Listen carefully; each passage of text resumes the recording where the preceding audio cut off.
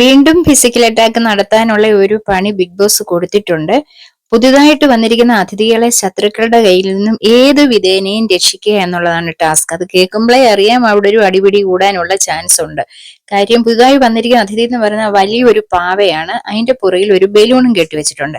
അപ്പൊ ഏത് വിധേനയും എല്ലാ ടീമിന്റെയും കയ്യിലുണ്ട് ഓരോ പാവ. ഏത് വിധേനയും ഈ പാവയുടെ പുറകിലുള്ള ആ ബലൂണ് പൊട്ടിക്കുക എന്നുള്ളതാണ്. അതാണ് പുതിയതായിട്ട് വന്നിരിക്കുന്ന അതിഥികളെ ശത്രുക്കളുടെ കയ്യിൽ നിന്ന് രക്ഷിക്കുക എന്ന് പറഞ്ഞിരിക്കുന്നത്.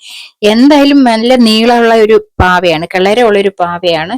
ഇതിനെ എടുത്തുകൊണ്ട് ഓടുന്ന വഴിക്ക് ബലൂൺ പൊട്ടിക്കാൻ വേണ്ടി മറ്റു ടീമംഗങ്ങളൊക്കെ ഒരാളുടെ മേത്തോട്ട് എന്തായാലും ചായാൻ നോക്കും. കാര്യം അല്ലാതെ പൊട്ടിക്കാൻ പറ്റത്തില്ല. അപ്പൊ അവരെന്തായാലും മറിഞ്ഞു വീഴും.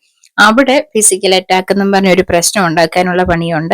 കഴിഞ്ഞ ദിവസം കോയിൻ ഒട്ടിക്കുന്നതിന്റെ സമയത്തും ഇതുപോലെ പിടിവലിക്കുള്ളതായിരുന്നു.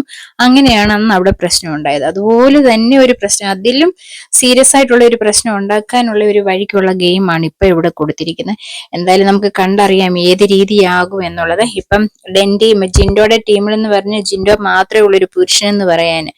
മറ്റേത് അവിടെ വന്നിരിക്കുന്ന അൻസിബ, അതുപോലെ ശ്രീതു, ജാസ്മിൻ, ഇവര് 4 പേരാണ് ഒരു ടീമായിട്ടുള്ളത്. മറ്റ് ടീമങ്ങളിലൊക്കെ പുരുഷന്മാരുടെ എണ്ണം കൂടുതലുണ്ട്. ഈ ടീം എപ്പോഴും ശോഷിച്ചതായിട്ടാണ് അവിടെ ഇവര് ഇത്തവണത്തെ റസ്മീന് ഇത് കൊടുത്ത സമയത്തും ഇതുപോലെ തന്നെയാണ് ടീം ഉണ്ടാക്കിയിരിക്കുന്നത്. അതിനവിടെ ഒരു പറച്ചിലും ഒക്കെ കഴിഞ്ഞതാണ് അവരുടെ ഇടയിൽ. കാര്യം അധികം ഇതില്ലാത്ത ലേഡീസിൻ ഒരു ജിൻഡോയും മാത്രമേ ഉള്ളൂ അവരുടെ ടീമിൽ.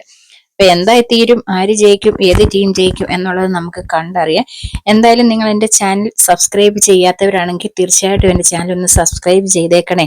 വീണ്ടും ഞാൻ പുതിയ വീഡിയോയുമായിട്ട് എത്തുന്നതായിരിക്കും.